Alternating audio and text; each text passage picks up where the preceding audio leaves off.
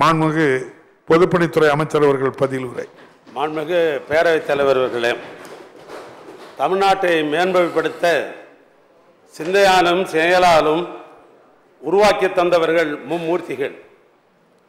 பகுத்தறிவு பலவன் தந்த பெரியார், தென்னாட்டு பெர்னாஷா என்று சொல்லப்பட்ட பேரறிஞர் அண்ணா, தலைமை பண்ணை தன்னகத்தே கொண்டவர், மானிடம் போற்றும் மாபெரும் தலைவர், உடன்பிறப்பே என்னும் மந்திர சொல்லுக்கு சொந்தக்காரர், ஊடக உலகின் உதயசூரியன், சமூக நீதியின் காவலர், பேச்சுக்கலையின் பிதாமகர், தமிழ்நாட்டினுடைய உச்சத்தை நிறுத்தியவர், மருத்துவ வளர்ச்சிக்கு அடித்தளம் அமைத்தவர், உயர்கல்வியின் கலங்கரை விளக்காக மாறியவர், கவிஞர் பெருமக்கள், அறிஞர் பெருமக்கள், ஆய்வாளர்கள் இப்படி அவரை அழைத்தாலும் அண்ணன் கலைஞரே என்று நாங்கள் அழைக்கிற பொழுது தெவிட்டாத தேனம்பாய் எங்கள் இன்னும் நெஞ்சம் இனிக்கிறது. இந்த இன்முகத்தினுடைய மும்மூர்த்திகள் அவர்களுக்கு என்னுடைய முதல் வணக்கத்தை நான் தெரிவித்துக் கொள்ள விரும்புகிறேன். அஞ்சாமை ஈகை அறிவூக்கம் இன்னாங்கும் எஞ்சாமை வேந்தற்கு இயல்பு என்று வள்ளுவ பெருந்தகை அப்படித்தான் குறிப்பிடுகிறார். எதற்கும் அஞ்சாத துணிவு, கசியும் இரக்கம், சீரிய அறிவு, ஆற்றல், சிறந்த குறிக்கோள் உள்ளவர்கள் தான் நாட்டினுடைய வேந்தராக இருக்க முடியும் என்று வள்ளுவர் பெருந்தகை 2000 ஆண்டு காலத்திற்கு முன்னால் குறிப்பிட்டிருக்கிறார். அத்தகைய அனைத்தையும் பெற்றவர்கள் திராவிட நாயகர் நம் தலைவர், தமிழ்நாட்டுடைய முதல்வர் அண்ணன் தளபதி அவர்கள் மட்டிலுமே. மாண்புமிகு பேரவைத் தலைவர்களே, பகுத்தறிவு சுயமரியாதை பாதைகளை வகுத்து தந்தது தந்தை பெரியார், அரசியலமைப்பை வகுத்து தந்தது அண்ணல் அம்பேத்கர், கல்வி தொழில் வளர்ச்சியை நமக்கு தந்தவர் தந்தை பெருந்தலைவர் காமராஜர், இனமானம் தன்மானம் மக்களுக்கு தந்தவர் பேரறிஞர் அண்ணா, சமத்துவம் சமூக நீதியால் தன்மானம் மீட்டு தந்தவர் என் நெஞ்சமெல்லாம் இணைத்துக் கொண்டிருக்கிற முத்தமிழறிஞர் அண்ணன் கலைஞர். அவர்கள் நமக்கு இல்லை, ஆனால் அத்தனை பேருடைய மொத்த உருவமாக தமிழ்நாட்டு முதலமைச்சர் முத்துவேல் கருணாநிதி மு.க. ஸ்டாலின் என்பவர் நம்ம கண்ணுக்கு தெரிகிறார்.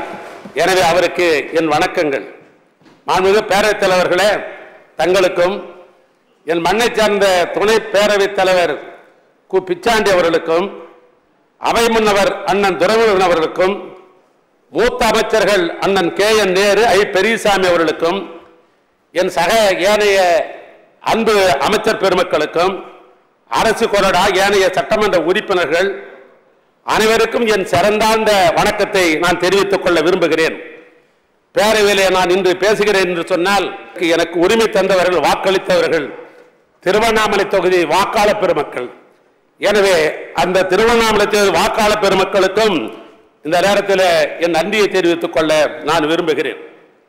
புறநானூறு 86ஆம் பாடல் காவற்பெண்டு என்னும் ஒரு பெண் புலவர் பாடியிருக்கிறார்.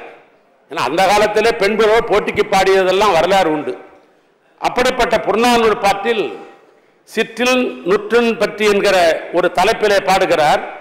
நின் மகன் யாண்டுளனோ என் மகன் யாண்டுளன் என் அறியேன், புலி சார்ந்த போகிய கல்லணை போல இயன்ற வயிறு இதுவே தோன்றுவான் மாதோ போர்க்களத்தில் என்று ஒரு பெண் புலவர் பாடியிருக்கிறார்.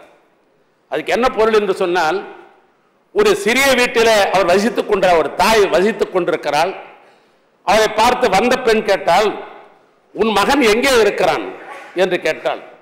அதற்கு அந்த வீரத்தாய் சொன்னால், என்னுடைய மகன் எங்கு உள்ளான் என்பது எனக்கே தெரியவில்லை. காரணம், புலிதங்கிய குகை மாதிரி அவனை பெற்றெடுத்த நான் இங்கே இருக்கிறேன். புலிபோல் செயல்படக்கூடிய என் மகன் போர்க்களத்தில் சென்று எதிரிகளை வென்றிருப்பான் என்று நான் எண்ணுகிறேன் என்று அந்த வீரத்தாய் குறிப்பிட்டாள். புறநானூறு இப்படித்தான் குறிப்பிடுகிறது.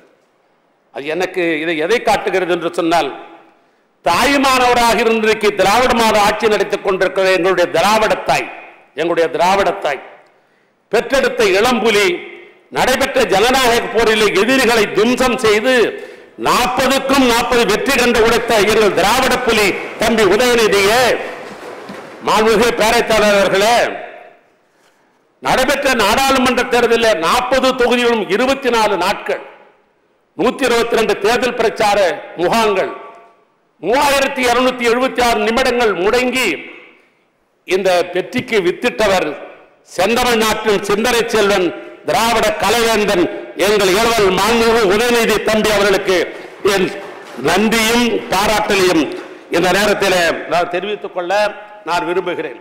பொதுவாக சாலை என்று சொன்னால் சொல்லுக்கு என்ன குறிப்பிடுகிறார் என்று சொன்னால் விரிந்த பரந்த இடம் என்பதுதான் அதற்கு பொருளாக இருக்கிறது. நான் பல அகராதியெல்லாம் படித்து பார்த்தேன். அது இப்படித்தான் சொல்லுகிறார்கள். சாலை என்று சொன்னால் விரிந்த பரந்த இடம் என்ன என்று அப்படித்தான் பொருள் சொல்லப்படுகிறது. உதாரணமாக தொழிற்சாலை என்பது விரிந்து பரந்த பெரிய இடமாக இருப்பதால் அதற்கு தொழிற்சாலை என்று சொல்லுகிறார்கள். அந்த வகையில் தான் வைத்தியசாலை, சிறைச்சாலை, அறச்சாலை, பண்டகச்சாலை, யாகசாலை, ஆயுதசாலை, நாம் படிக்கிற பாடசாலை. அதனால்தான் நெடுந்தூரம் உள்ள இடங்களை இணைந்து விரிந்து பறந்து இருக்கிற காரணத்தினால் இந்த துறைக்கு நெடுஞ்சாலை துறை என்று இலக்கியம் அப்படித்தான் குறிப்பிடுகிறது. மனிதர்களுக்கு தலையிலிருந்து கால் வரை இணைப்பை ஏற்படுத்தியது தெரியுமா? ரத்த நாணங்கள் தான். அப்படி தமிழ்நாட்டுடைய கிராமங்கள், நகரங்கள், துறைமுகங்கள், விமானங்கள், இப்படிப்பட்ட தொழிற்சாலைகளை ஒருங்கிணைக்கிற ஒரே சக்திக்கு நெடுஞ்சாலைத்துறைக்கு மட்டும்தான் உண்டு என்று சொன்னால், வீட்டிலிருந்து நாம் வெளியே வந்தால் நாம் சாலையில் தான் கால் வைக்க வேண்டும். இதில் முக்கியத்துவத்தை அறிந்த காரணத்தினால் தான் தமிழ்நாட்டு முதலமைச்சர் நெடுஞ்சாலைத்துறைக்கு மூலதன செலவில் 40 விழுக்காடு அளவிற்கு நிதி ஒதுக்கீடு ஆண்டாண்டு தந்து கொண்டிருக்கிறார்கள். தமிழ்நாட்டுடைய சமூக பொருளாதார வளர்ச்சிக்கு வித்திட்டு இருக்கிறார். இத்தகைய பெருமை வாய்ந்த நெடுஞ்சாலை மற்றும் சிறு துறைக்கு என்னை அமைச்சராக்கி வழிகாட்டி கொண்டிருக்கிற மாண்புமிகு முதலமைச்சரை நான் எண்ணி நான் பெருமிதம் அடைகிறேன். மாண்புமிகு பேரவைத் தலைவர்களே, இந்த துறை எப்படி இயங்குகிறது என்று சொன்னால், நெடுஞ்சாலை துறையில மாநில நெடுஞ்சாலை 12,349 கிலோமீட்டர், மாவட்ட முக்கிய சாலை 12,034 கிலோமீட்டர், மாவட்ட இதர சாலை 42,833 கிலோமீட்டர், தேசிய நெடுஞ்சாலை 1,677 கிலோமீட்டர். ஆக மொத்தம் மாநில அரசாங்கத்தின் மூலமாக 68,893 கிலோமீட்டர் நீள சாலையை பராமரிக்கப்படுகிறது. இந்த நிர்வாக அமைப்பு என்று எடுத்துக்கொண்டால் முதன்மை இயக்குனர் நிர்வாகம், இயக்குனர் நெடுஞ்சாலைத்துறை ஆராய்ச்சி நிலையம், தலைமை பொறியாளர், கட்டுமானம் பொறியாளர் உட்பட 8 தலைமை பொறியாளர்கள் அடங்கி 10 அலகுகளாக இந்த நெடுஞ்சாலைத்துறை பயணித்துக் கொண்டிருக்கிறது. முதலமைச்சர் சாலை மேம்பாட்டு திட்டம் CMRD, போக்குவரத்து செறிவு மற்றும் முக்கிய இணைப்புகள் அடிப்படையில் சுங்கச்சாவடி இல்லாத 4 வழிச்சாலை உருவாக்குவதே இந்த அரசுடைய நோக்கம். அந்த அடிப்படையில் இந்த ஆண்டு 1397 கோடி மதிப்பீட்டில் 166 கிலோமீட்டர் சாலைகளை 4 வழிச்சாலையாகவும் 185 கிலோமீட்டர் 166 கிலோமீட்டர் சாலைகள் 4 வழிச்சாலையாக அகலப்படுத்தப்பட்டுள்ளன. இந்த திட்டத்திலே 185 கிலோமீட்டர் 4 வழிச்சாலை பணிகள் முடிவிட்டிருக்கிறது. சாலை ஓடுதளத்தை மேம்படுத்துவது அதுதான் பெரும்பான்மையாக நடைபெறுவது. சீரான போக்குவரத்து மேம்படுத்த சாலையின் மேற்புறவை வலுவை சேர்ப்பது. சென்ற ஆண்டு 466 கோடி ரூபாயில மதிப்பீட்டில் 1046 கிலோமீட்டர் நீளத்திற்கு பணிகள் மேற்கொள்ளப்பட்டு இந்த திட்டத்தில் 1700 கிலோமீட்டர் நீள சாலை பணிகள் 470 கோடி மதிப்பீட்டில் முடிக்கப்பட்டிருக்கிறது. கிராம சாலைகளை பொறுத்தளவுக்கு மேம்படுத்துவதில் இந்த அரசு தனி கவனம் செலுத்துகிறது. கடந்த ஆண்டு 780 கிலோமீட்டர் நீளச்சாலையை 878 மதிப்பீட்டில் மேம்பட செய்யப்பட்டது. கடந்த நிதியாண்டில் 1735 கிலோமீட்டர் நீளச்சாலையை 1903 கோடி மதிப்பீட்டில் மேம்படுத்தப்படுகிறது. மேலும் உள்ளாட்சி சாலைகள் 246 பாலங்கள் ரூபாய் 833 கோடி மதிப்பீட்டில் கட்டப்பட்டு தங்கும் தடையின்றி போக்குவரத்து உறுதி செய்யப்படுகிறது. இந்த ஆண்டில் மேலும் இந்த பணிகள் தொடரும். புறவழிச்சாலையை பொறுத்தளவுக்கு போக்குவரத்தினை தங்கு தடை இல்லாமல் செல்வதை உறுதி செய்வதுதான், நகரப்பகுதியில் இருக்கிற போக்குவரத்து நெரிசலை குறைப்பதுதான் என்னுடைய பணி. கடந்த ஆண்டு ராசிபுரம், பார்த்திபனூர் மற்றும் திருத்துறைப்பூண்டி ஆகிய 3 புறவழிச்சாலை பணிகள் முடிக்கப்பட்டது. 21 புறவழிச்சாலை பணிகள் நடைபெற்றுக் கொண்டிருக்கிறது.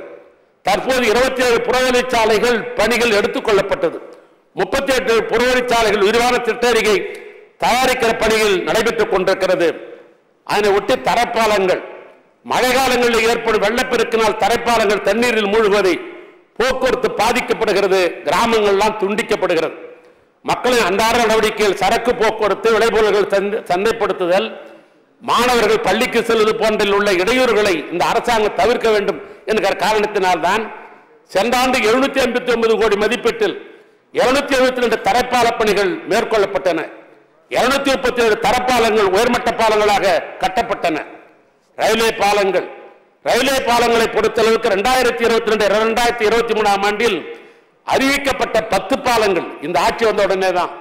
சென்ற ஆட்சிய பல பாலங்கள் அறிவிக்கப்பட்டு இன்னும் நிலுவிலே இருந்து கொண்டிருக்கிறது. அதற்கு வேண்டிய பணிகள் நாங்கள் முயற்சி எடுத்துக் கொண்டிருக்கிறோம். ஆனால் இந்த ஆட்சி பொறுப்பேற்ற உடனேயே 22-23 10 பாலப்பணிகள் நிலையெடுப்பு பணிகள் சிறப்பாக செய்யப்பட்டதால் 9 பணிகள் நிலையெடுப்பு முடிந்து கட்டுமான பணிகள் இந்த அரசு தொடங்கிவிட்டது என்பதை மகிழ்ச்சியான செய்தியாக நான் தெரிவித்துக் கொள்ள விரும்புகிறேன். 23-24 4 பாலப்பணிகள் அரசு ஒப்புதல் பெற்று 3 பாலப்பணிகள் ஒப்பந்தம் கோரப்பட்டிருக்கிறது. ஒரு மகிழ்ச்சியான செய்தி என்னவென்று சொன்னால், டெல்டா பகுதியிலே நானும் அண்ணன் நேரு அவர்கள் சில நேரங்களில் அண்ணன் கலைஞரோடு ஒரே காரிலே பயணித்திருக்கிறோம்.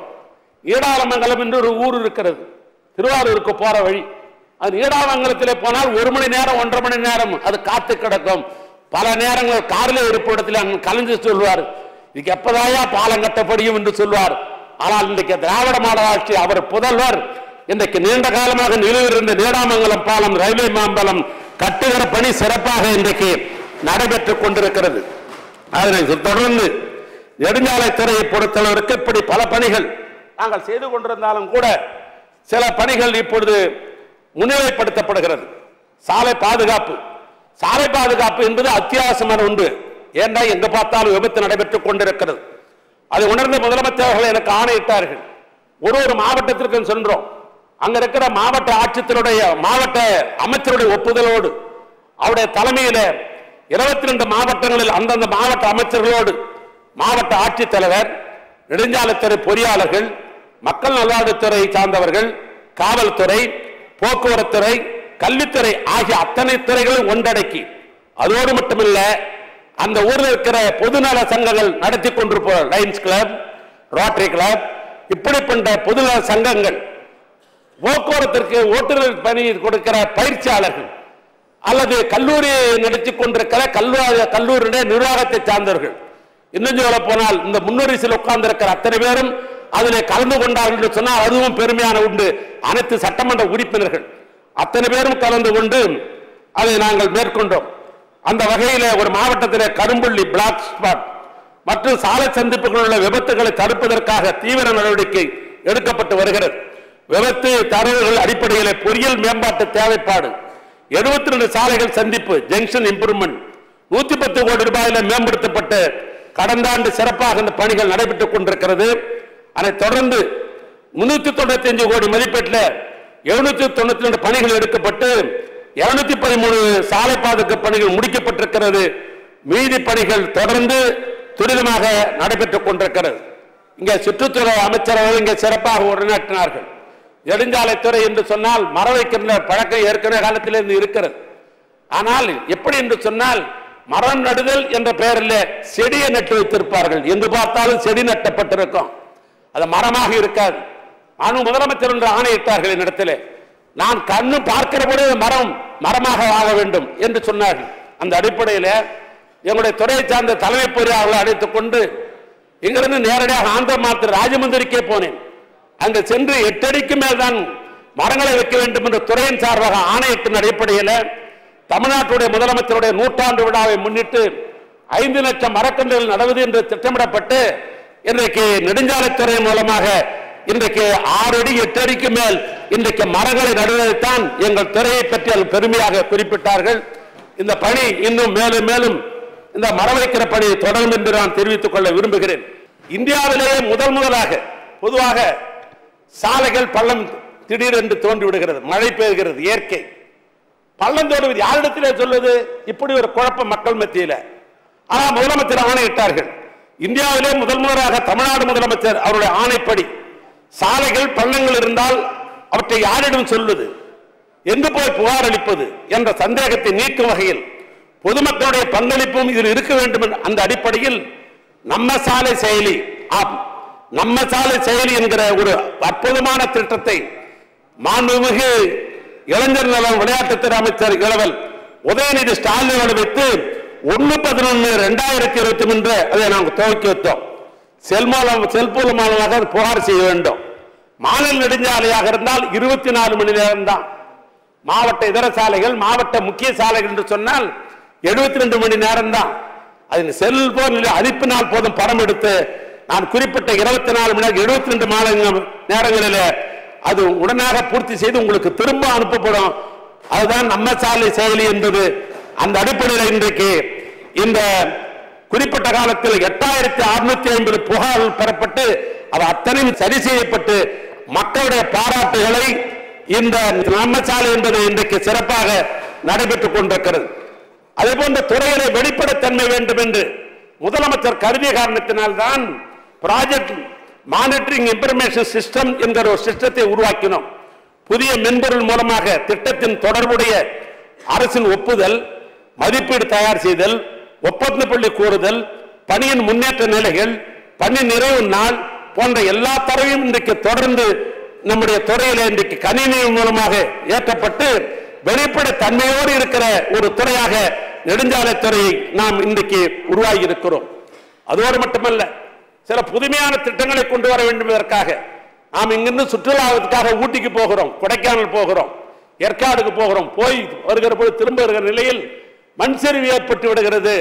திரும்பி வீட்டுக்கே போக முடியாத நிலை என்கிற இயற்கை பேரிடரின் காரணத்தினால் அதே முதலமைச்சர் ஆணையிட்டு அந்த அடிப்படையில் தான் இன்றைக்கு ஊட்டி, கொடைக்கானல், ஏற்காடு, கொல்லிமலை, வால்பாறை போன்ற மலைப்பகுதிகளில் நிலச்சரிவினால் ஏற்படும் உயிரிழப்பு, பொருட்சேதம் ஆகியவற்றை தடுக்க நிலச்சரிவு மேலாண்மை அவசியமாகிறது. அந்த அடிப்படையில் புதியதாக தொழில்நுட்பத்தை, அதாவது டெல்லியில் இருக்கிற ஐஐடி, சென்னையில் இருக்கிற ஐஐடி, அண்ணா பல்கலைக்கழகம் போன்ற பேராசிரியர் பெருமக்கள், துறை தலைவர்கள் எல்லாம் ஆய்வு செய்த அந்த அடிப்படையில் இன்றைக்கு புதியதாக புதிய நுட்பத்தை நாங்கள் மலைப்பகுதியில் இன்றைக்கு நுழைத்துக் கொண்டிருக்கிறோம். அந்த அடிப்படையில் மண்ணாணி, சாயல் நைலிங், வலுவூட்டப்பட்ட மேற்பரப்பில் புல் மற்றும் செடிகளை வளர்ப்பது, ஜியோ ட்ரிப்பிங் காயர் மேட் என்கிற திட்டம், கேபியான் தடுப்பு சுவர் போன்ற நவீன தொழில்நுட்பத்தை இன்றைக்கு மண்ணரிப்பை வெகுவாக தடுக்க இன்றைக்கு பயன்படுத்திக் கொண்டிருக்கிறோம். எனவே அப்படிப்பட்ட திட்டத்தின் மூலமாக இன்றைக்கு பரிச்சாத்தமாக நம்முடைய ஊட்டி பகுதியில் சேர்ந்த இடங்கள் எல்லாம் இப்பொழுது அந்த பகுதியில் மண் சரிவே இல்லை என்கிற ஒரு நிலை இன்றைக்கு ஏற்பட்டிருக்கிறது. நிரந்தர வெள்ள சீரமைப்பு பணிகள், மிஜாம் புயல் பாதித்த சென்னை, காஞ்சிபுரம், செங்கல்பட்டு மற்றும் திருவள்ளூர் பகுதிகளில், அதே போல தென் மாவட்டங்களிலே குறிப்பாக திருநெல்வேலி, தூத்துக்குடி, தென்காசி, விருதுநகர் இது போன்ற கன்னியாகுமரி மாவட்டங்களில் இதுவரை வரலாறு காலங்களுக்கு மழை பெய்தது. ஏன் தாமரை பழனியே உடைப்பு எடுத்துக்கொண்டது. அப்படிப்பட்ட நிலையில் தான் முதலமைச்சர்கள் எங்கள் துறைக்கு ஆணையிட்டார்கள். அதன் அடிப்படையில் நாங்கள் வேகமாக விரைந்து சென்றோம்.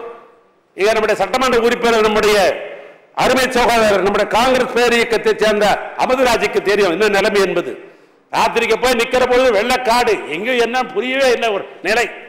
அப்படிப்பட்ட நிலையில் தான் நாங்கள் சென்றோம். அங்க சென்று உடனுக்குடன், ஏன்னா சாலையில் சொன்னா ஸ்கூலுக்கு போக முடியாது, சாலை இல்லைன்னா மருத்துவமனைக்கு போக முடியாது, சாலை இல்லைன்னா உண்ணுகிற பொருள் வாங்கி வர முடியாது. அந்த சாலை என்பது வாழ்க்கையில் நமக்கு முக்கியமானது. அந்த வெள்ளப்பெருக்கில் அந்த சாலைகளை செக் பண்ணிடுவதற்காக இரவென்றும் பகல் என்றும் பாராமல் சாலை பணியாளர்கள் 800 பேர், பொறியாளர்கள் ஏறத்தாழ 75 பேர், தலைமை பொறியாளர்கள் 5 பேர், என் துறையை சார்ந்த 2 துறையினுடைய செயலாளர்கள், அத்தனை பேரும் நாங்கள் அங்கே முகாமிட்டு நாங்கள் சீரமைக்கிற பணிகளில் நாங்கள் அதில் ஈடுபட்டோம். பொதுவாக இங்கே ஈடுபட்ட மக்கள் பிரதிநிதிகள், அந்த தூத்துக்குடியை சார்ந்த சட்டமன்ற உறுப்பினர்கள், அருமை சகோதரி கீதா ஜீவன், அனிதா ராஜேந்திரன் நேரடியாக தெரியும். நான் கூட ஒரு நகைச்சுவையாக சொன்னேன், இந்த ஜேசிபி என்பதற்கு எதற்காக கண்டுபிடித்தார் என்று சொன்னால் இந்த வெள்ள நிவாரணத்திற்குத்தான் கண்டுபிடித்தார்களோ என்று கூட நான் நகைச்சுவையாக சொன்னது உண்டு. காரணம், அந்த ஜேசிபி என்கிற அந்த பக்கெட்டில், ஏன்னா கிட்டத்தட்ட பார்த்தீங்கன்னு சொல்லணும்னாக்கா 8 அடி தண்ணி 9 தண்ணி போகிறது. ஒரு மாடியில் தான் மேலே இருக்கிறார்கள், 2வது மாடியில் இருக்கிறார்கள். அவருக்கு எப்படி தண்ணி கொடுப்பது, எப்படி பால் பவுடர் கொடுப்பது? ஆனால் நெடுஞ்சாலைத்துறையில் இருந்த பெரும்பான்மையான அத்தனை ஜேசிபி எடுத்துக்கொண்டு முதலாக நாங்கள் தான் முதலாக தமிழ்நாட்டிலே துவக்கணும். ஜேசிபி தூக்கி பக்கெட்டை மேலே நிற்க வச்சுட்டு அதில் பால் பாக்கெட்டு, தண்ணி பாக்கெட்லாம் வைத்துக்கொண்டு முதல் மாடி இரண்டாவது மாடி எல்லாம் அப்படிதான் பண்ணோம். அது பரவாயில்லை. நான் மக்கள் பிரதிநிதி, தொண்டனாக இருந்து அமைச்சராக இருக்கிறேன், அது எனக்கு பொருத்தமாக இருக்கும். ஆனால் இந்த துறையினுடைய செயலாளர்கள் கோட்டையில் உட்கார்ந்து கொண்ட அரசை உதவியாக இருந்து நடத்தக்கூடிய என்னுடைய 2 துறை செயலாளர்கள், ஒருத்தர் பக்கெட்டில் நான் நடுப்பகுதி என்று சொன்னால், இந்த பக்கெட்ல இந்த பக்கத்தில் ஒரு செயலாளர் நின்று கொண்டார், இந்த பக்கத்தில் ஒரு செயலாளர் நின்று கொண்டார்கள். பால் பாக்கெட்டை எடுத்து போட்டுக்கொண்டே வந்தார்கள், தண்ணீர் பாட்டிலை போட்டுக் கொண்டார்கள். ஐஏஎஸ் அதிகாரிகள் எப்படி இருப்பான்னு நமக்கெல்லாம் தெரியும் வாழ்க்கையில். ஆனா அப்படி நான் போட்டுக்கொண்டே போகிறோம். போகிற பொழுது ஒரு அபலக்குரல், காரணம் மகப்பேறு காலம், அபலக்குரல். அந்த குரலை கேட்ட உடனே வண்டியை நிறுத்திவிட்டு என்னென்று கேட்கிற பொழுது, ஒரு அன்பு சகோதரர் மகப்பேறு, இன்னும் 2 மணி நேரத்தில் பிரசவமாக வேண்டும், எப்படி போவது என்று எங்களுக்கு தெரியவில்லை. அந்த குரலை கேட்ட உடனே எங்களுடைய துறை செயலாளர்களும் நானும் ஜேசிபி அந்த வீட்டினுடைய முதல் மாடியில் முட்டை வைத்து விட்டு அந்த சகோதரிகளை அந்த பக்கெட்டிலே இறக்கி, அந்த பக்கெட்டில இருந்து அப்படியே கிட்டத்தட்ட 1.5 கிலோமீட்டர் தூரம் பக்கெட்டில் அழைத்து கொண்டு வந்து அந்த அன்பு சகோதரிக்கு அந்த வெள்ளப்பெருக்கில் நாங்கள் உதவியாக இருந்தோம் என்று சொன்னால் அது மிகையாகாது. அது எங்கள் துறைக்கு ஏற்பட்டிருக்கிற பெருமை. அதோடு மட்டுமல்ல, இங்க நம்முடைய அமிர்தராஜ் என்று குறிப்பிட்டார்கள், ஏரல் பாலத்தை பற்றி குறிப்பிட்டார்கள். ஏரல் என்று சொன்னாலே தூத்துக்குடி பகுதியில் இருப்பவர்கள் குட்டி சப்பான் என்று சொல்கிறார்கள். ஏன்னா அவ்வளவு பெரிய வியாபாரம் இந்த குட்டி சப்பான்ல. அனைத்து மதமும் இருக்கிறார்கள், இஸ்லாமிய பெருமக்கள், கிறிஸ்தவர்கள், இந்துக்கள் என்று அண்ணன் தம்பியாக வாழ்கிற ஒரு பகுதி அந்த ஏரல், அந்த குட்டி ஜப்பான். அங்கிருந்து ஏரலுக்கும் நசரேத்துக்கும் இருக்கிற பாலம் தாமிரபரணியில் உடைப்பு ஏற்பட்டு விட்டது. அதுதான் அங்க இருந்த நிலைமை.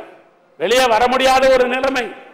3 தினங்கள் இரவென்றும் பகராலும் பாராமல் எங்களுடைய துறையினுடைய செயலாளர்கள், பொறியாளர்கள் நாங்கள் எல்லாம் ரோட்டில் உட்கார்ந்து கொண்டு இந்த பணிகளை எப்படியா தற்காலிக பாலப்பணியை நிறைவேற்ற வேண்டும் என்று நாம் பணியாற்றி கொண்டிருந்தோம். ஒரு நாள் யாராத்தால 3 மணி இருக்கும், நாங்கள் ரோட்டில் வந்து ஸ்டவ் வைத்துக் கொண்டு அங்கே சமையல் செய்து சாப்பிட்டுக் கொண்டிருந்தோம். நானும் என்னுடைய துறையினுடைய செயலாளர்களும், நம்முடைய பிரதீப் ஐஏஎஸ் அவர்களும் சந்திரமோகன் ஐஏஎஸ் அவர்களும் என்னோடு ரோட்டில் கொண்டு சாப்பிட்டுக் கொண்டிருக்கும் போது தலைமை செயலாளர் சிவதாஸ் மீனா அவர்கள் உடனே வந்தார்கள். என்ன சார் இங்க என்ன சார்? இல்ல 3 நாள் இதுதான் எங்க பொழப்பு.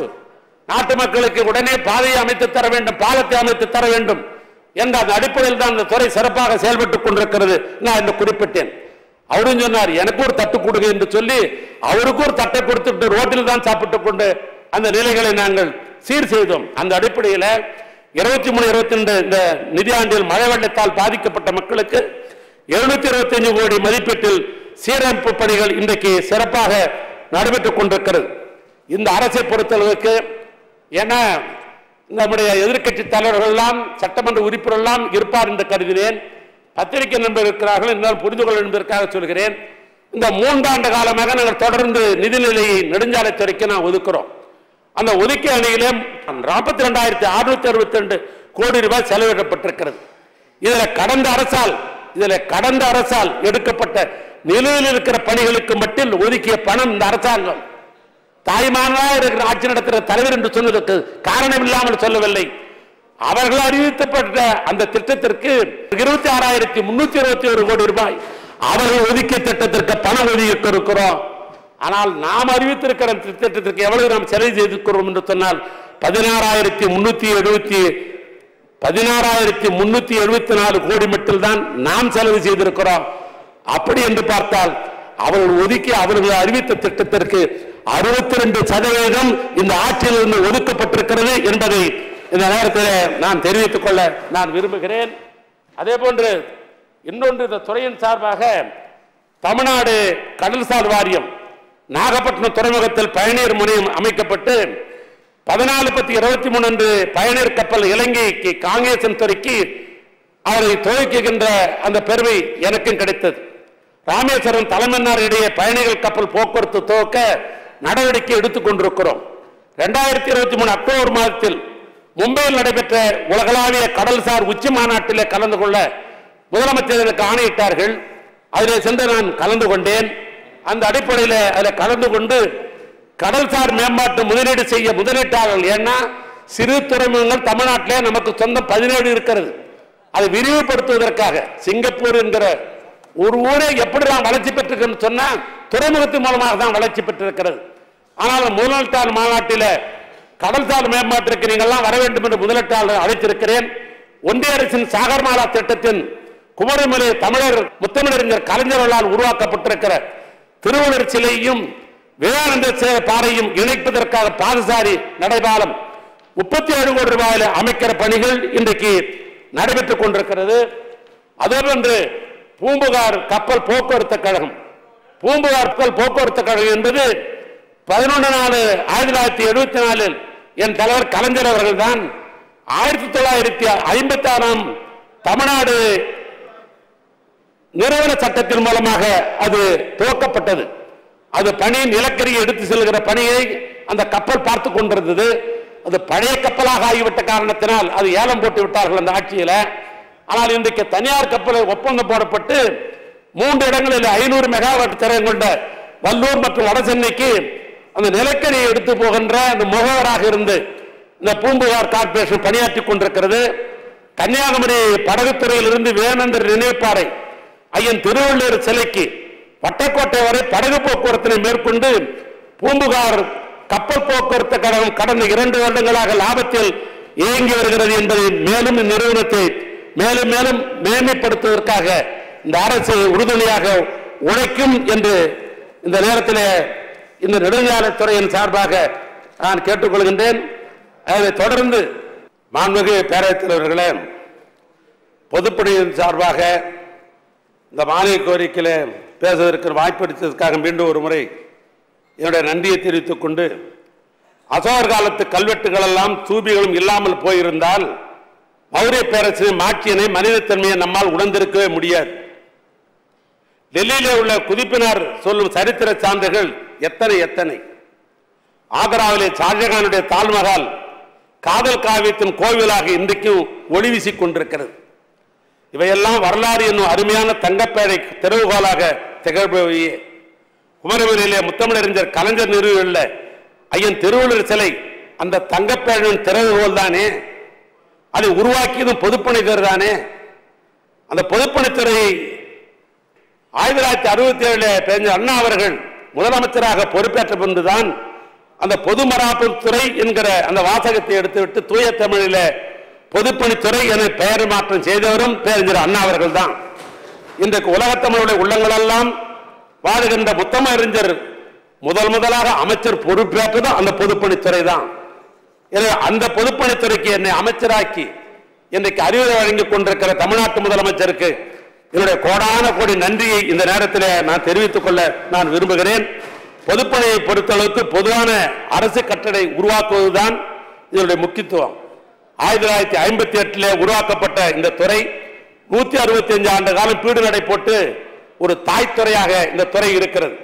இத்துறையிலே கட்டடக் கலைஞர் பிரிவு, திட்டம் மற்றும் வடிவமைப்பு பிரிவு, தரக்கட்டுப்பாடு பிரிவு, புராதன கட்டடங்களை புனரமைக்கிற பிரிவு, கொதிகலங்கள் பிரிவு, மதுரை, திருச்சி, கோயம்புத்தூர் மற்றும் சென்னை ஆகிய 4 மண்டலங்களை தலைமையிடமாக கொண்டு பொறியாளர்களை வைத்து சிவில் மற்றும் மின்பொறியியல் பிரிவுகளை இயக்கி பல்வேறு அரசு துறைகள் கட்டடங்களை கட்டுவது, பராமரிப்பதுதான் இந்த துறையினுடைய பணியாக இருக்கிறது.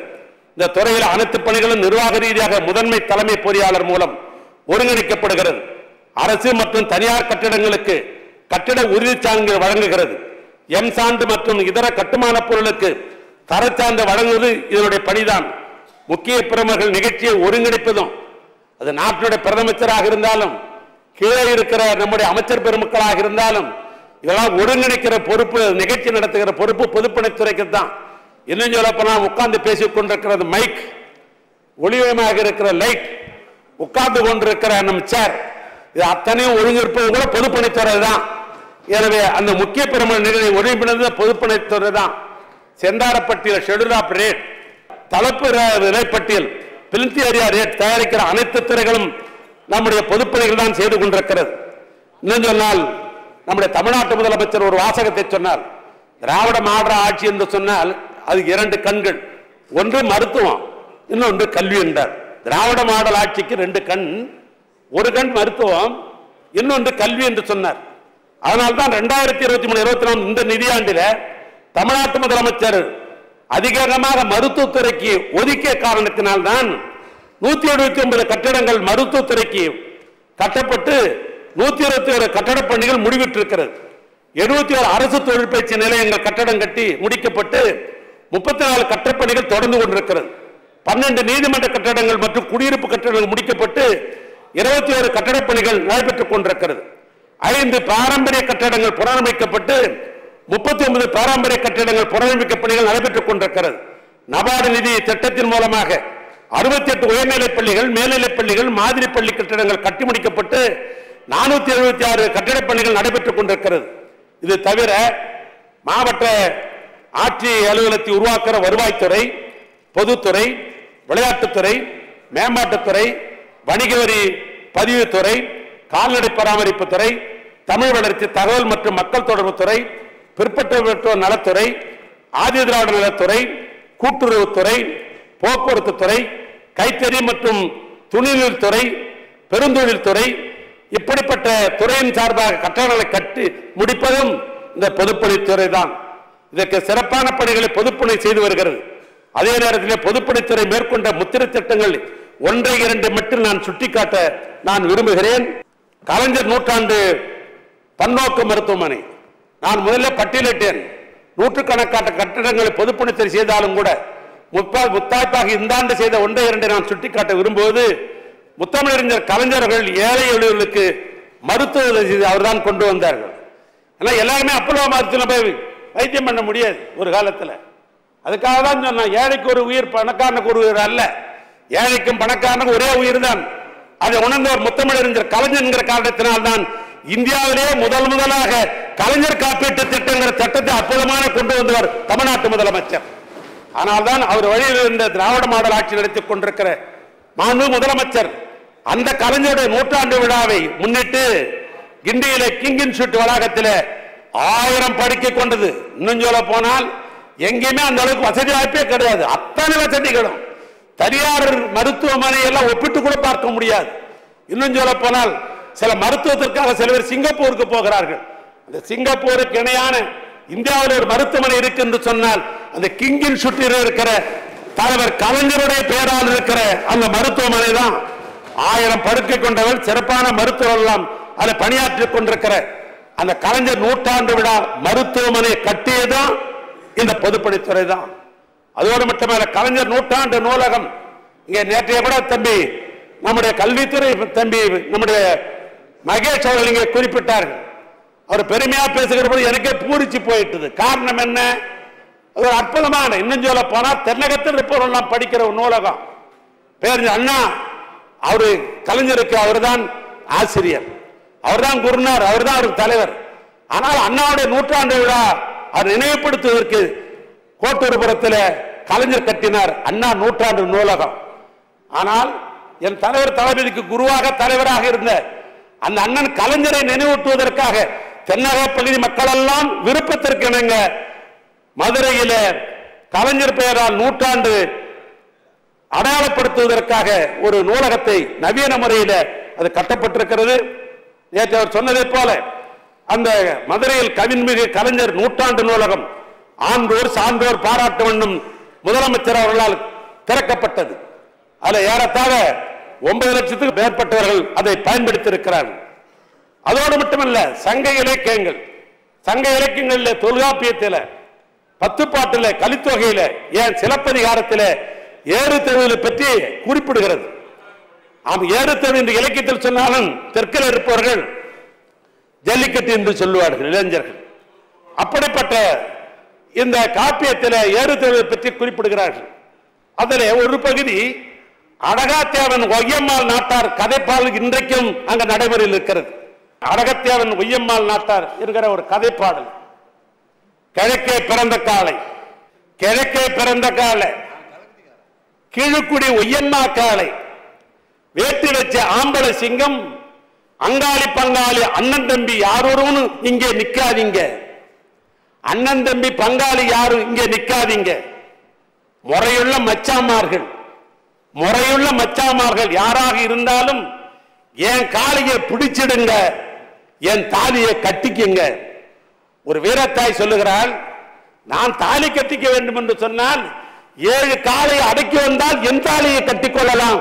எனவே முறமாக வாருங்கள் என்று அந்த பகுதியில் இன்றைக்கு இந்த சங்க இலக்கிய பாடல்கள் இருக்கு என்று சொன்னால், ஏறத்தாழ தொல்காப்பியர் காலம் என்று எடுத்துக்கொண்டால் 4000 ஆண்டு.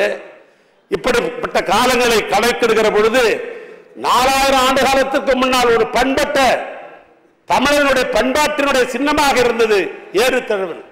அந்த ஏறுதழுவல் என்கிற ஜல்லிக்கட்டு என்று இன்றைக்கு இளைஞர்கள் கூப்பிடுகிற அந்த ஜல்லிக்கட்டு என்கிற ஏறுதழுவல் ஆங்கில ஐரோப்பா போன்ற நாடுகளில் ஒரே இடத்துல அரங்கம் அமைத்துக் கொண்டு அதை நடத்துகிறார்கள். அதை முதலமைச்சர் கண்டதனுடைய விளைவாக அது உந்து சக்தி தான் தமிழ்நாட்டை தென்பகுதிக்கு இதற்கு உயிர்ப்பாக நினைக்கிறார்கள். எனவே அதை கட்ட வேண்டும் என்ற அடிப்படையில் தமிழ்நாடு முதலமைச்சர் அவர்கள் அந்த அருங்காட்சியத்தோடு கலைஞர் நூற்றாண்டு ஏறுதழுவல் அரங்கத்தினை கட்டி கடந்த ஜனவரி மாதம் அதை அவருடைய திருக்கரத்தால் திறந்து வைத்ததோடு மட்டுமல்ல, தென்னக மக்களை பெருமை சேர்த்திருக்கிறார்கள். அதோடு மட்டுமல்ல, இங்கே உட்கார்ந்திருக்கிற அமைச்சர் பெருமக்களாக இருக்க நாங்கள் எங்களுக்கு முகவரி தந்தவர், சட்டப்பேரவை 5 முறை 4 முறை இப்படி இருக்கிற பல சட்டமன்ற உறுப்பினர்களுக்கு முகவரி தந்தவர் என் தலைவர் கலைஞர். 8 கோடி மக்களுடைய இதய வேந்தராகவும் ஒட்டுமொத்த கழகத்தின் உதய சோழமாக இருக்கிற என் தலைவர் இந்த தமிழ்நாட்டை 5 முறை ஆண்டிருக்கிறார்கள். தமிழர்கள் உள்ளங்களெல்லாம் குடிகொண்டவர், தாய் திருநாட்டினுடைய வளப்படுத்தியவர், தன்மானத்தினுடைய தலைமகன். அந்த முத்தமிழறிஞர் கலைஞருக்கு 100 விழா. அந்த 100 விழாவை முன்னிட்டு அவருக்கு ஒரு நினைவிடத்தை உருவாக்க வேண்டும் என்று என் தலைவர் தளபதி அவர் கருதுகிறார்கள். அப்படிப்பட்ட முத்தமிழறிஞர் கலைஞர் 100 போற்றுகின்ற வண்ணம் அழகு நினைவிடத்தை உலகத்தரத்துடன் ஆலோசனை வழங்கி அது இன்னைக்கு எல்லாம் பாராட்டுறாங்கன்னா அதுக்கு பொதுப்பணித்துறை அமைச்சர் நானே துறை கூட அல்ல. அவருடைய வரைபடத்தை தயார் செய்தவர் தமிழ்நாட்டு முதலமைச்சர்.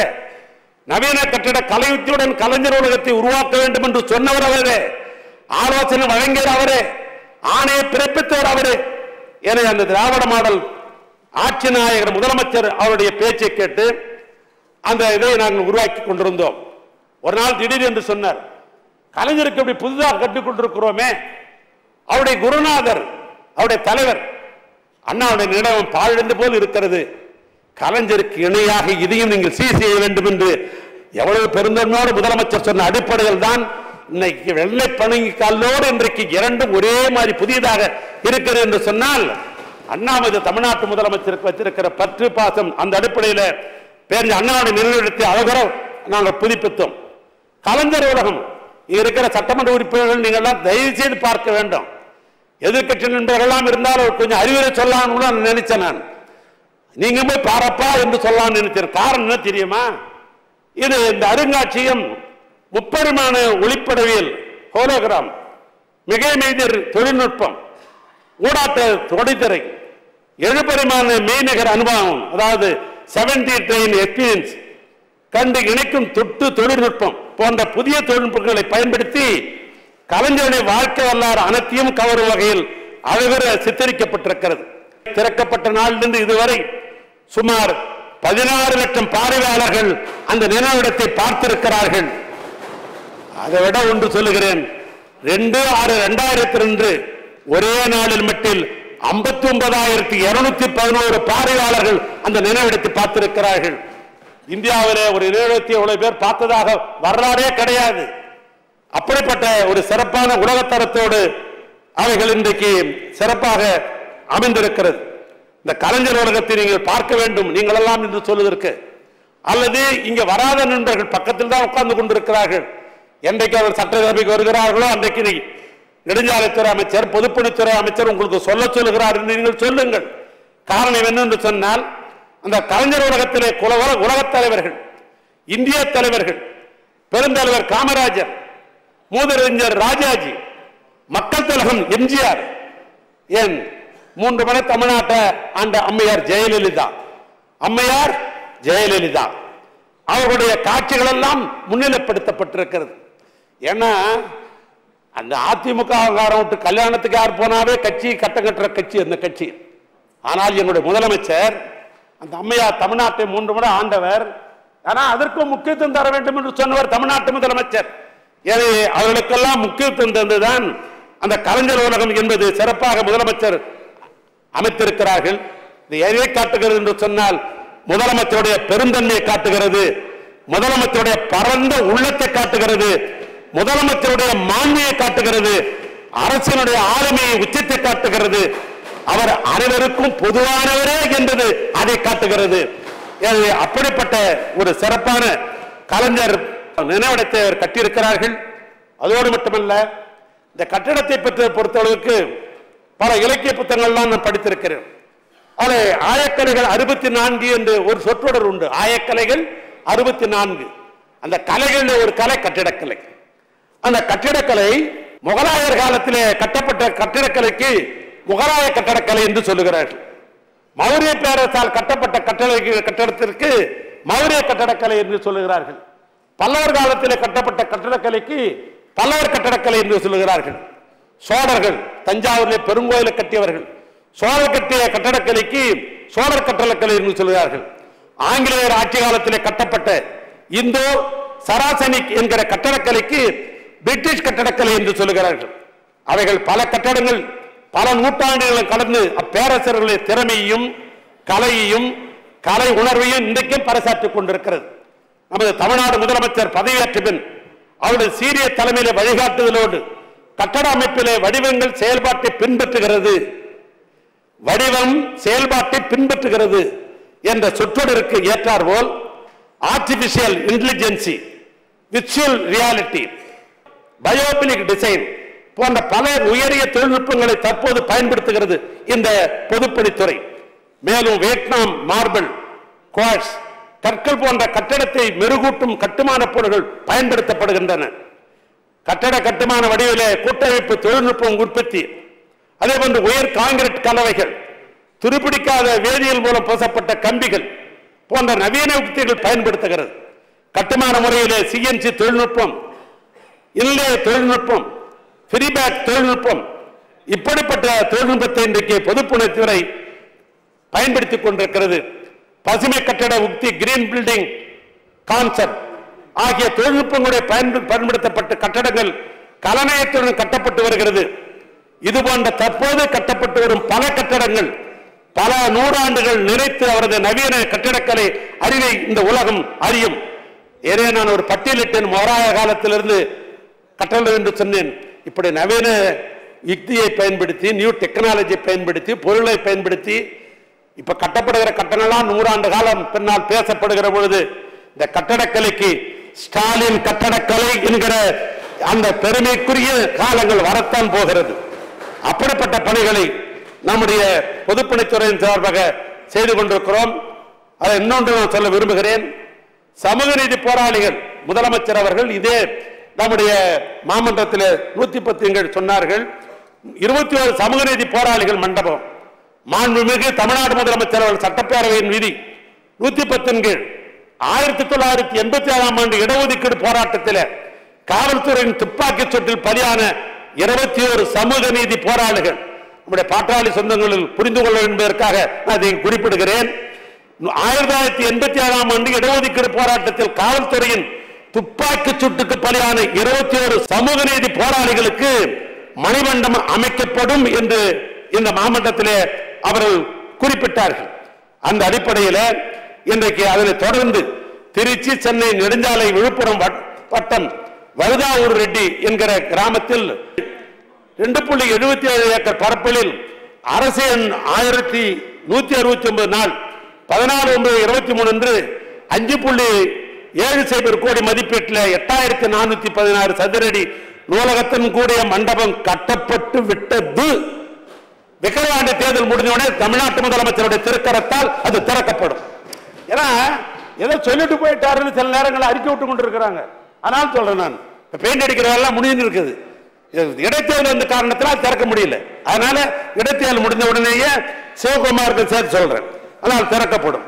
அதோடு மட்டுமல்ல, திராவிட முன்னேற்ற கழகத்தில் அமைச்சராக பேரறிஞர் அண்ணாவுடைய தம்பியாக என் தலைவருடைய கலைஞருடைய நண்பனாக இருந்து இதே மாவட்டத்தில் உரை நிகழ்த்தி தென்னார்காடு மக்களுக்கு விடிவெள்ளியாக திறந்தவர் அண்ணன் ஏ கோவிந்தசாமி. நான் அறிவேன், ஏன்னா அவருடைய தலைமையில நான் படிக்கிற போது ஒரு டிராமாவே போட்டேன். நான் எனக்கா தீர்ப்பு என்ற ஒரு நாடகத்தை அண்ணன் ஏ கோவிந்தசாமி தலைமையில் நாடகம் போட்டவன். அவர் எனக்கு நன்றாக தெரியும். ஆனா அண்ணன் ஏ கோவிந்தசாமிக்கு போன முறை இடைத்தேர்தலில் நாங்கள் எதிர்கட்சியாக இருக்கிற பொழுது தமிழ்நாட்டு முதலமைச்சர்கள் தேர்தலில் பங்கு பெற்றார்கள். அப்புறம் தேர்தலில் ஒரு வாக்குறுதி சொன்னார், திராவிட முன்னேற்ற கழகம் ஆட்சி பொறுப்பேற்றால் இதுவரைக்கும் பாராமுகமாக இருந்த அண்ணன் ஏ கோவிந்தசாமிக்கு நூலகத்தோடு நான் மணிமண்டபம் கட்டுவேன் என்று தமிழ்நாட்டு முதலமைச்சர் தேர்தல் நேரத்தில் சொன்னார். இங்க இருக்கிற அத்தனை பேர் நாம் உழைத்த ஆட்சி பொறுப்பை முதலமைச்சரை கொடுத்தோம். அவர் மாண்பு முதலமைச்சர் 21, 22 மானிய கோரிக்கையில ஏழை எளியோருடைய வாழ்க்கை முன்னேற்றத்திற்கு பெரும் பங்காற்றிய மறைந்த அண்ணன் தனிப்பெருந்தலைவர் பேரறிஞர் அண்ணாவுடைய தம்பியாக தலைவர் கலைஞருடைய உற்ற நண்பராக இருந்த அண்ணன் கோவிந்தசாமிக்கு அரசாணையின் 170 14/9/23 படி 4 கோடி மதிப்பீட்டில் அவருக்கு 5860 சதுரடியில் நூலகத்தின் கூடிய அரங்கம் கட்டப்படும் என்று சொன்னார்கள். கட்டி முடிக்கப்பட்டு விட்டது. அண்ணன் பூசிக் கொண்டிருக்கிறோம். இந்த இடைத்தேர்தல் முடிந்த உடனேயே தமிழ்நாட்டு முதலமைச்சருடைய திருக்கரத்தால் அண்ணன் ஏ கோவிந்தசாமியுடைய நூலகமும் அவருடைய சிலையும் அங்கே திறக்கப்படும் என்ற நேரத்தில் நான் தெரிவித்துக் கொள்ள விரும்புகிறேன். சென்ற ஆண்டு பொதுப்பணித்துறையின் சார்பாக 17 அறிவிப்புகள் என்னால் வெளியிடப்பட்டது. அனைத்து அறிவிப்புகளும் அரசாணை பிறப்பிக்கப்பட்டு பணிகள் பொதுப்பணி சார்பாக பணிகள் நடைபெற்றுக் கொண்டிருக்கிறது.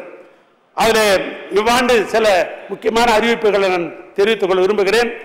பாரம்பரிய கட்டடங்களை புனரமைக்கும் பணிக்கு செம்மைப்படுத்தும் வகையில் சென்னையில் மரபு கட்டிடங்கள் வட்ட அலுவலகம் ஏற்படுத்தப்படும். 6 பாரம்பரிய கட்டிடங்கள் ரூபாய் 43,34,00,000 மதிப்பீட்டில் மறுசீரமைத்து புனரமைக்கப்படும். தரக்கட்டுப்பாடு உபகோட்டங்கள் ஆய்வகங்கள் உருவாக்கப்படும். உளுந்தூர்பேட்டையில், ஏன்னா உளுந்தூர்பேட்டை என்பது ஒரு மையப்பகுதி. ஏன்னா சில அமைச்சர் நினைச்சு கூடாது உளுந்தூர்பேட்டைக்கு பொறுப்பு அமைச்சர், அதெல்லாம் இல்லை. அண்ணன் திருச்சியில இருந்து அண்ணன் நேரு அவர்கள் அங்கிருந்து வருகிறார். சென்னை வரைக்கும் எங்க ஒதுங்கிறது கூட இடம் கிடையாது. அல்லது சேலத்தில் இருந்து வருகிறவர்களுக்கு இப்படி ஒரு மையப்பகுதி உளுந்தூர்பேட்டை என்பது ஓய்வு எடுப்பதற்கு அல்லது அரசு பணிகளை பார்ப்பதற்கு அதிகாரிகளை சந்திப்பதற்கு. ஆனால் உளுந்தூர்பேட்டையில் அடிக்கடி முதலமைச்சர்கள் போகிற வழி, அந்த வழி அமைச்சர் பெருமக்கள் சிறப்பு விருந்தினர்கள்லாம் நீங்க போகிறது, சட்டமன்ற உறுப்பினர்கள்லாம். அப்ப எங்களுக்கு இல்லைன்னு உங்களுக்கு சேர்த்து தான் சொல்றேன். அத்தனை பேரும் வேண்டுகோளுக்கு நீங்கள் உளுந்தூர்பேட்டையில புதியதாக ஒரு ஆய்வு மாளிகை இந்த ஆண்டு கட்டப்படும். நெடுஞ்சாலைத்துறையின் சார்பாக அறிவிப்பு. மாண்புமிகு முதலமைச்சர் பொன்னான திட்டங்களில் ஒன்றான உங்கள் தொகுதியில் முதலமைச்சர் திட்டத்தில் மாண்புமிகு சட்டமன்ற உறுப்பினருடைய பெறப்பட்ட கோரிக்கைகளை செயல்படுத்த, ஏன்னா சட்டமன்ற உறுப்பினர் நிறைய கொடுத்திருக்காங்க, முதலமைச்சர் வந்து அனுப்பியிருக்கிறாங்க. அதை செயல்படுத்த 2ஆம் கட்டமாக 1055 கோடி ரூபாய் மதிப்பீட்டில் பணிகள் செயலாக்கத்திற்கு எடுத்துக் கொள்ளப்படும். 2, செயல்பாட்டை மேலும் மேம்படுத்த தற்போது உள்ள சில அலகுகளை மாற்றி அமைத்து பணிகளை பகிர்ந்து துறையின் செயல்திறனை மேம்படுத்த நெடுஞ்சாலைத்துறை மறுசீரமைக்கப்படும். நெடுஞ்சாலைத்துறையில் பாலங்களை ஆய்வு செய்து அதன் உறுதித்தன்மையை கண்டறிந்து பகுதிக்கு ஏற்படுத்துவதற்கு அதை உடனுக்குடன் சீரமைக்க நிபுணத்துவம் வாய்ந்த நெடுஞ்சாலைத்துறை பொறியாளர்களை கொண்ட பாலங்கள் சிறப்பு ஆய்வு அலகு என்று ஒரு புதியதாக ஒன்று உருவாக்கப்படும். முதலமைச்சர் சாலை மேம்பாட்டு திட்டத்தில் CMRDP நடப்பாண்டில் 200 கிலோமீட்டர் நீள சாலைகள் 4 வழித்தடமாகவும் 550 கிலோமீட்டர் நீள சாலைகளை 2 வழித்தடமாக அகலப்படுத்தப்படும். அனைத்து காலநிலைகளிலும் தங்கு தடையின்றி போக்குவரத்து என்ற முதலமைச்சரின் முத்தாய்ப்பான திட்டத்தின் கீழ் 50 தரைப்பாலங்கள் உயர்மட்ட பாலங்களாகவும் 200 கோடி மதிப்பீட்டில் கட்டப்படும். சாலை பாதுகாப்பு மேம்படுத்த சாலை சந்திப்பு மேம்பாட்டு பணிகள் ரூபாய் 300 கோடி மதிப்பீட்டில் மேற்கொள்ளப்படும்.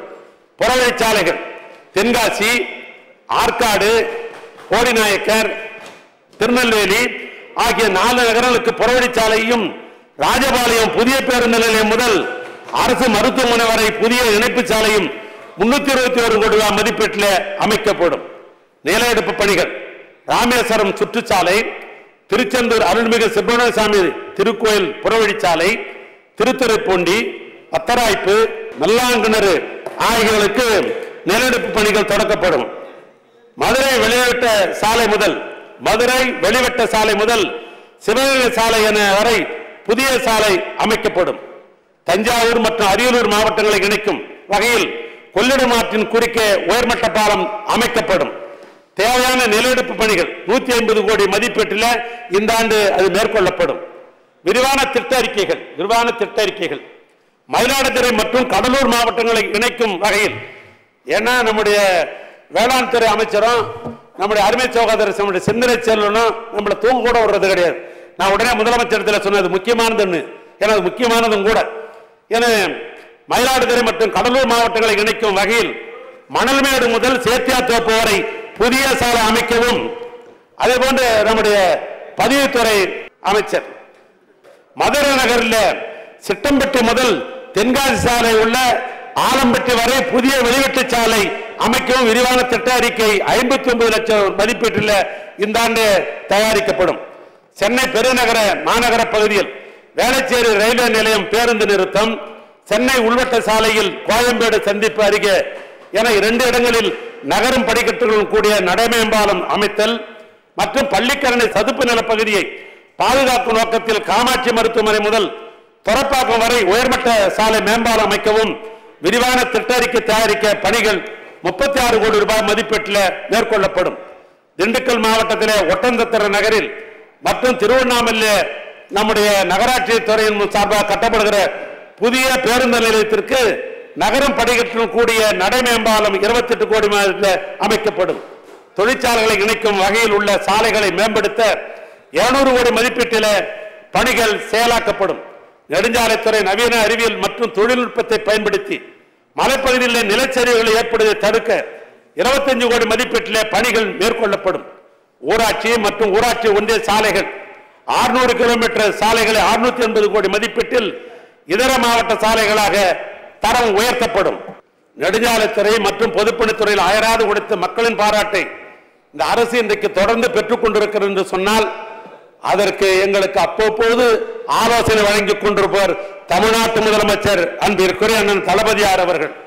அவர் சொல்வதை அரசின் சார்பாக நிறைவேற்றுவதற்கு துறைக்கு ஒட்டத்துணையாக இருந்து பணியாற்றிக் கொண்டிருக்கிற தலைமைச் செயலாளர் திரு சிவதாஸ் மீனா ஐஏஎஸ், மாண்புமிகு முதலமைச்சருடைய செயலாளர் அன்பிற்குரிய திரு முருகானந்த ஐஏஎஸ், நிதித்துறையுடைய முதன்மை செயலாளர் அன்பிற்குரிய சிறந்த சிந்தனையாளர் திரு உதயச்சந்திரன் ஐஏஎஸ், மாண்புமிகு முதலமைச்சருடைய செயலாளர் டாக்டர் உமாநாத் ஐஏஎஸ், திரு சண்முகம் ஐஏஎஸ், திருமதி அனுஜார்ஜ் ஐஏஎஸ், மாண்புமிகு முதலமைச்சருடைய தனி செயலாளர் தம்பி தினேஷ்குமார், அதே போன்று இரவென்றும் பகலென்றும் பாராமல் தான் ஒரு ஐஏஎஸ் அதிகாரி என்பது கூட எண்ணாமல் இரவு நேரம் என்னுடைய சுற்றுப்பயணமாக இருந்தாலும் பகல் நேர சுற்றுப்பயணமாக இருந்தாலும் மிஜாம் புயலாக இருந்தாலும் வெள்ளமாக இருந்தாலும் என்னோடு நான் தான் ஒரு ஐஏஎஸ் அதிகாரி என்பதை கூட மறந்துவிட்டு என்னுடைய அன்பு சகோதரராக என்னோடு பயணித்துக் கொண்டிருக்கிற என் துறையை சார்ந்த துறை செயலாளர்கள் அன்பிற்குரிய நம்முடைய கூடுதல் தலைமைச் செயலாளர் திரு பிரதீப் யாதவ் ஐஏஎஸ் அவர்கள், பொதுப்பணித்துறை முதன்மை செயலாளர் டாக்டர் சந்திரமோகன் ஐஏஎஸ் அவர்கள், நெடுஞ்சாலைத்துறை திட்ட இயக்குனர் திரு முனைவர் செல்வராஜ் ஐஏஎஸ் அவர்கள் அனைவருக்கும் இந்த நேரத்தில் நான் நன்றி தெரிவித்துக் கொள்ள நான் விரும்புகிறேன். அதே போன்று நாங்கள் இருக்கிற பணியை உடனே செய்து முடிப்பதற்கு பொறியாளர்கள் தேவை இந்த துறையில். எனவே அந்த அடிப்படையில் நெடுஞ்சாலைத்துறை தலைமை பொறியாளர்கள், பொதுப்பணித்துறையை சார்ந்த தலைமை பொறியாளர்கள், ஏனைய அரசு அலுவலர்கள், பல்வேறு நிலையில் உள்ள 2 துறையை சார்ந்த பல பொறியாளர் பெருமக்கள் இத்தனை பேரையும் தாண்டி என்னோடு சாலையிலே செப்பனிட்டுக் கொண்டிருக்கிறான் சாலை பணியாளர். ஏன்னா அவன் இல்லைன்னு சொன்னா எங்களால் அந்த தூத்துக்குடி சம்பவத்தை சரி செய்திருக்க முடியாது. எனவே அந்த சாலை பணியாளர்கள், அவருக்கு கீழே பணியாற்றுகின்ற அன்பு சகோதரர்கள் அத்தனை பேருக்கும் இந்த மாமன்றத்தின் மூலமாக அமைச்சர் என்கிற முறையில் துறையின் சார்பாக அத்தனை பேருக்கு என்னுடைய நன்றியை இந்த நேரத்தில் நான் தெரிவித்துக் கொள்ள நான் கடமைப்பட்டிருக்கிறேன். அதே போன்று நெடுஞ்சாலைத்துறை பொறுத்தளவுக்கு ஏறத்தாழ 87 சாலை பணிகள் குறித்து 87 வெட்டு தீர்மானங்களும், பாலப்பணிகள் குறித்து 31 வெட்டு தீர்மானங்களும், ரயில்வே மேம்பாலம் குறித்து 13 தீர்மானங்களும், கொள்கை குறித்த விளக்கம் 27 தீர்மானங்களும், ஒப்பந்தத்திற்கு 2 வெட்டு தீர்மானங்களும், பணி நியமனங்கள் 2 தீர்மானங்களும், இதர பணிகளுக்கு 10 தீர்மானங்களும், பிற துறையை சார்ந்த தீர்மானங்கள் 6 தீர்மானங்களும், வடிகாலுக்கு 3 தீர்மானங்களும், ஊராட்சி சாலைகள் மற்றும் இதர சாலைகள் தர உயர்த்தலுக்கு 3 ஆக மொத்தம் 183 வெட்டு தீர்மானங்களை நெடுஞ்சாலைத்துறை மூலமாக கொடுக்கப்பட்டிருக்கிறது. அதே போன்று பொதுப்பணித்துறையின் சார்பாக அரசு அலுவலர் குடியிருப்புக்கு 15, ஆய்வு மாலைக்கு 14, பள்ளி கட்டடங்களுக்கு 5, பாலங்களுக்கு 5, இதர கட்டடங்களுக்கு 9, கொள்கை விளக்கு குறிப்புக்கு 5 ஆக மொத்தம் 54 வெட்டு தீர்மானங்கள் பொதுப்பணியின் சார்பாக கொடுக்கப்பட்டிருக்கிறது. இதில் கலந்து கொண்டு பேசிய சட்டப்பேரவை உறுப்பினர்கள் பல்வேறு நிலையில் பல ஆலோசனைகள் வழங்கியிருக்கிறார்கள். அன்பழகன், சந்திரன், ஊர்வசி அமிர்தராஜ், சிவகுமார், தேவராஜி, நண்பர் நயனார் நாகேந்திரன், வெங்கடேசன் போன்றவர்கள் பல்வேறு ஆலோசனைகளையும் சில கருத்துக்களையும் சில வேண்டுகோளையும் வைத்திருக்கிறார்கள். வெட்டு தீர்மானம் கொடுத்திருக்கிறார்கள். பல சட்டமன்ற உறுப்பினர்கள்லாம் பேசுவதற்கு வாய்ப்பு மிக குறைவு என்கிற காரணத்தினால் வெட்டு தீர்மானமாக உங்களுடைய கருத்துக்கள் எல்லாம் கொடுக்கப்பட்டிருக்கிறது. பேசிய நம்முடைய அன்பழகன் அவர்கள் கும்பகோணம் புறவழிச்சாலை உட்பட சில கோரிக்கைகள் வைத்திருக்கிறார்கள். நான் குறிப்பெடுத்திருக்கிறேன். நானும் நேரடியாக கும்பகோணத்திற்கு சென்று அதை நான் பார்வையிட்டிருக்கிறேன். அதே போன்று நம்முடைய தம்பி சந்திரன் அவர்கள் இருவழிச்சாலையை 4 வழிச்சாலை ஆக்க வேண்டும், திருத்தணி மலைப்பாதையை விரிவுபடுத்த வேண்டும், பல பாலங்களை கட்ட வேண்டும் என்ற அடிப்படையில் அவருக்கு உறுதுணையாக திருவள்ளூர் சட்டமன்ற உறுப்பினர் வி.ஜி. ராஜேந்திரன் அவர்களும் தொடர்ந்து இந்த மாவட்ட வளர்ச்சியை கருதி இடத்திலே சொல்லியிருக்கிறார். அதையும் நான் குறிப்பிட்டுக் கொண்டிருக்கிறேன். அதேபோன்று வெங்கடேசன் அவர்கள் நம்முடைய சோழவந்தான் தொகுதி வாடிப்பட்டி முதல் தெத்தூர் மேட்டுப்பட்டி வரை சாலை வரும் நிதியாண்டில் நிதிநிலைக்கு ஏற்ப போக்குவரத்து சேவை ஏற்ப அதை விரிவுபடுத்தி எடுத்துக்கொள்வதோடு மட்டுமல்ல பல கோரிக்கைகள் எடுத்து வைத்திருக்காங்க. அதையும் நான் குறிப்பிடுத்து வைத்துக் கொண்டிருக்கிறேன். இது போன்ற பல சட்டமன்ற உறுப்பினர்கள் கொடுத்ததெல்லாம் இந்த துறையின் சார்பாக ஒன்றே நானே நேரடியாக படித்து அவைகள்லாம் குறிப்பெடுத்திருக்கிறோம். முதலமைச்சரை பொறுத்தவரைக்கும் எல்லாம் செய்யணும்னு தான் அவருக்கு ஆசை. உங்களுக்கே தெரியும், ஆட்சியை எங்களிடத்தை ஒப்படைக்கிற பொழுது 6,28,000 கோடி ரூபாய் கடனை வைத்து விட்டுத்தான் போனார்கள். ஆனாலும் அவர்கள் அறிவித்ததையும் நாங்கள் செய்து கொண்டுதான் இருக்கிறோம். என்று சொன்னால் அந்த ஆட்சி உற்றுதுணையாக இருந்து நீங்கள் சொல்லுவதை நாங்கள் செய்யாமலாக இருப்போம். ஆனால் அதெல்லாம் நாம் குறிப்பெடுத்துக் கொண்டிருக்கிறோம். புதிதாக வந்திருக்கிற நம்முடைய சட்டமன்ற உறுப்பினர் அம்மையார் கன்னியாகுமரி மாவட்டத்தை பொறுத்து அவர்கள் சிலதான் கொடுத்திருக்கிறார்கள். அதெல்லாம் எடுத்துக்கொண்டிருக்கிறோம். நிதி நிலைக்கு ஏற்ப ஒன்றன் பின் ஒன்றாக கட்டாயம் அதையெல்லாம் செய்து முடிப்போம் என்பதை மட்டும் தெரிவித்துக் கொண்டு, ஏன்னா பல சட்டமன்ற உறுப்பினர்கள் சொல்லலையே நினைப்பாங்க, ஆனால் சொல்றதுக்கு நேரம் போறல, ஆனாலும் மொத்தமும் இருக்குது. அதனால அத்தனையும் நீங்கள் கொடுப்பதெல்லாம் ஒன்றன் பின் ஒன்றாக கட்டாயம் இந்த அரசு செய்யும் என்பதை தெரிவித்துக் கொண்டு, இந்த மானிய கோரிக்கை முடிஞ்ச உடனே கன்னியாகுமரிக்கு நானே நேரடியாக வந்து அவையெல்லாம் பார்த்து கட்டாயம் அதுக்கு முக்கியத்துவம் தருவோம் என்பதையும் தெரிவித்துக் கொண்டு, மாண்புமிகு சட்டமன்ற உறுப்பினர்கள் நீங்கள் கொடுத்த வெட்டு தீர்மானத்தை நீங்கள் திரும்ப பெற்று ஏகமனதாக ஒருமனதாக இந்த 2 துறை, பொதுப்பணித்துறை நெடுஞ்சாலைத்துறையினுடைய இந்த தீர்மானத்தை நீங்கள் நிறைவேற்றி தர வேண்டும் என்று அன்போடு கேட்டு உரையை நான் நிறைவு செய்கிறேன். நன்றி, வணக்கம். இந்த வீடியோ உங்களுக்கு பிடிச்சிருந்தா ப்ளீஸ் லைக் அண்ட் ஷேர் பண்ணுங்க. மறக்காம எங்க சேனலை சப்ஸ்கிரைபும் பண்ணுங்க.